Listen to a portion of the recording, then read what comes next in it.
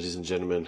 The most difficult situation is occurring right now for the GNU, and that is the BRICS conference, because for those of you who don't know, the DA in the past has not been incredibly pro-BRICS. It did say prior to the GNU forming, and when they were running for government, that, they wouldn't take South Africa out of the BRICS, but we also know that their stance or position on Russia has meant that they're not exactly fans, are they? Anyway, before we get on to the main news story, if I can yet again remind you, please subscribe to the channel if you haven't already, and if you want to support the work I do, you're welcome to buy me a coffee. But before we get on to the main news story, let's get on to a very quick news story, and that is the Basic Education Minister, who's a DA member, has been asked by the IFP and BOSA to increase the matriculum pass rate from 30% to 50%. A lot of individuals said that the current pass rate of 30% made the entire matriculum process pretty much a joke. And to that, the DA member has said,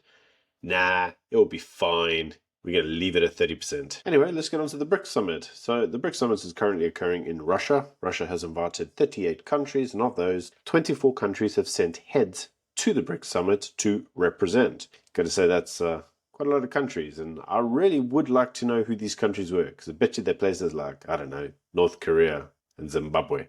But anyway, one of the key items on the agenda is around bilateral trade. It's around strengthening the economic ties between parties, probably the militaristic ties between them, and obviously the big one is creating their own currency, because, anything to fight the American supremacy of the dollar, because, Americans are liberal, which makes them terrorists or something. Anyway, Ramaphosa was able to have a speech, and in that speech he called for world peace. He said that South Africa deeply understood the right to self-determination and statehood. He basically said that, the biggest problems in the world at the moment were Palestine didn't have its own state, and it needed a state. But they forget to mention the Russian-Ukraine conflict, which is also over statehood. Anyway, that's the inconvenient fact.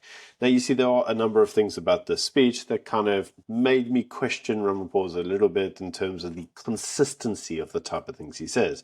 So the first is he says he understands the value of a statehood. But what about the Afrikaner statehood? If the Afrikaners wanted to have, say, Oranje as an independent state from South Africa, some argue it is, but it isn't, then you would have to ask yourself the question, does he support that? Because he says that in the interest of justice and freedom, he recognizes the importance of a statehood of a people, and also the identity of the people and their rights to the self-determination. He's saying this in the context of Palestine, but if we apply the same logic to South Africa, what would his party say? Inevitably, his party would say, yeah, can't have these racists coming here and breaking up the country and something. So it's amazing how the rhetoric applies very nicely when it's applied overseas to a different foreign nation, but when you apply it to your own nation, well, no. Rules for thee, but not for me. The usual comedy thing. In any case, he says that the UN Security Council has failed in its job to keep world peace, because we've got all these international conflicts going on at the moment, and he again highlights the Israel/Palestine conflict and how that has escalated. And he says that the Security Council basically should have stopped that from happening. You recall South Africa took Israel to the Court of Justice, the International Court of Justice, on the basis it was committing genocide against the people. And he basically says, that the Security Council could have got in there and stopped Israel from doing its thing. But he conveniently forgets that there have been things from Hezbollah, Lebanon, even Iran attacking Israel. Now, it's not to say I'm a massive fan of Israel and I'm a, Israeli fanboy and I'm a Zionist, because I'm not. But I'm just looking at the consistency of the things that he's saying. He's basically saying, we love Palestine because of reasons, and so we want these rules applied to Palestine for reasons, but other people don't get to apply the same rules equally, which is pretty much the hallmark of the way Ramaphosa runs. He then said that the BRICS Summit and the BRICS bloc, if you want to call them that, should be used as a strengthening might to basically cause the geopolitical changes that they wish to see. Now, some people will look at this and say, well, what exactly are the geopolitical changes that you want to see, considering the people that are in BRICS, if you think about it from the perspective of Russia, China, North Korea. Now, some claim, like my good friend Germ, that China isn't actually communist and isn't as horrible as they say. Others say that's simply not true. But any way you look at it, you could say Saudi Arabia, Iran, Egypt, none of these countries are what you'd call shining beacons of liberal democracy. So what are the international geopolitical changes that they want to see? Well, we don't really say, do we? Apart from, Palestine should have their own statehood. And at the end of it, he basically goes on to say, Putin is an ally and friend of South Africa, Russia is an ally and a friend of South Africa, and, does all the usual diplomatic things, which when you're in a host country like Russia, it's pretty much obligatory, it's pretty much been since time immemorial. In any case, John Steenhuisen took umbrage to the entire speech and basically said that he doesn't consider Putin and Russia an ally of South Africa. In fact, he actually says that as South Africa's economy is improving and that there's this renewed optimism, a new Ramaphosa, remember, in investments in South Africa, he says this is dumb because from an international perspective, it basically causes South Africa to look like a pariah again.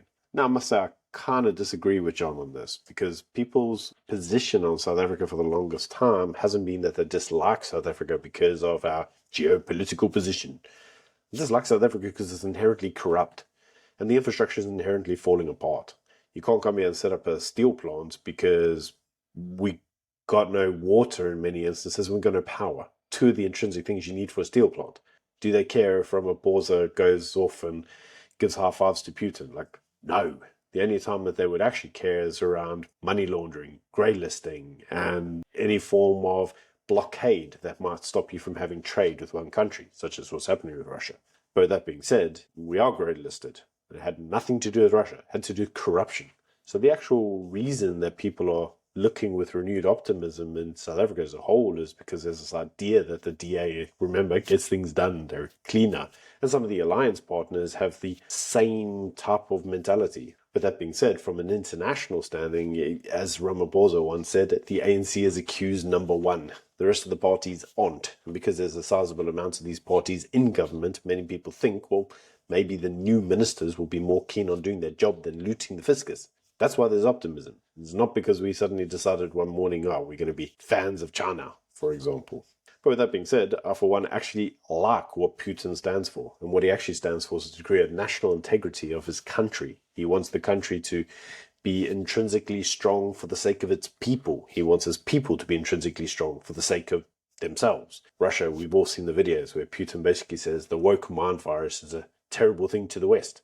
He says, we recall when there was communism and everybody wanted to say, man can be a girl and whatever else. He says, we know this playbook. We don't want to have to adopt these books. Now, unfortunately, in the West, that is the playbook they are following. Russia's already combated that. They've already had the fallout of it. From that perspective, yes, Putin's doing great. But obviously, the Russian-Ukraine conflict is a very complicated scenario. We interviewed the Russians at the start of the conflict. And yes, there are a number of inconvenient facts that the Americans would severely like to dismiss, such as to a large degree it was the expansion of NATO that caused the war. The Donbass region was already being shelled and almost the people there martyred by their own government because of their allegiance, their perceived allegiance to Moscow as opposed to Kiev. That was happening prior to the conflict and it was internationally documented. There was claims or suggestions of potential Nazi activity within Ukraine prior to the conflict. This was all internationally documented. These were not secrets. In fact, that possibly or allegedly the United States may have had some chemical plants in Ukraine that they may have been funding activities that were less than internationally sound, and that the fact that Ukraine was classed as one of the most corrupt countries in the world prior to the conflict is internationally known. These aren't secrets. You can find them anywhere on the internet. So that being said, the conflict itself isn't enough for me to go, Russia bad. But that being said, we often hear all these claims about how we want to emulate BRICS and we want these geopolitical whatever. Say what it is. Because there are things in China that I intrinsically don't agree with. I don't like the social credit score. I don't like the lack of property rights. I don't like the fact that you can buy a property, it's a small little flat, you'll get a 40-year lease in it if you're lucky, and that's the most you're going to get, and this is going to cost you millions. It's not a good quality of life. So what are we actually trying to achieve when we say geopolitical alignment? It's a lovely buzzword. It doesn't actually mean much. And the same guys, I'm not in John Steenhuisen's camp anyway, because fundamentally, John and the DA have a problem. Everybody knew that they would get into a conflict with the ANC when they joined the GNU. We've already seen this conflict. Sunday Times reported last week that apparently during a cabinet meeting, the mentally retarded health minister, Aaron, had a big, huge Barney with some of the DA members over the NHR, because apparently he wants to put the timescale of 2029 on the banning of medical aids. I mean, the guy's retarded. We all know this. But ideologically, there was always going to be conflicts between the two. for John to stand up and basically say, well, I've got a problem with your international position on Russia. Yeah, so what, John? Who cares? Russia's fine. You kind of need to concentrate on the big things here. But that's just my opinion. You can let me know what you think in the comment section below. Until next time, bye.